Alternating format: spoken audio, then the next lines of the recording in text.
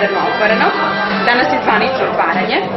I eto, pozivam sve ljude da nam se pridruže u jednom finom i na neki način romantičnom druženju na adresi Toplični venac broj 4. I kada ste smišljavali ovaj lokal kako će izgledati, koja muzika će se slušati, šta vam je bila glavna ideja? Da li možda film Amelija Polen ili... Pa, neke naše smjernice su bile u tom smislu, mada nismo doslovno pratili generalno film Amelije Polen, nego smo gledali da tu bude u nekom francuskom fazonu i da prosto onako bude onako romantično, fino, ušuškano i prijatno.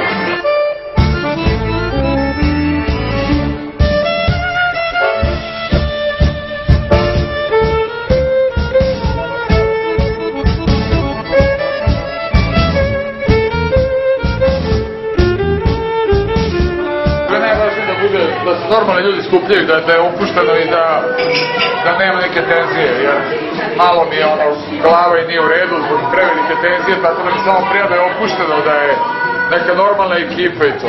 Muzika, ambijent... Pa to, ok, naravno, volim lep ambijent, Zoli Kapić, znam šta pričam, prvi su moji prijatelji koji se bukvalo bave estetikom, tako da moj scenograf, drugar interijerista, Ivana stilista, Kristina, moji drugovi, da meni pomože oko oblačenja, oko mojih scenografija, stana, znam kakav im je ukus i stvarno izgleda odlično i to je to, sve je okej.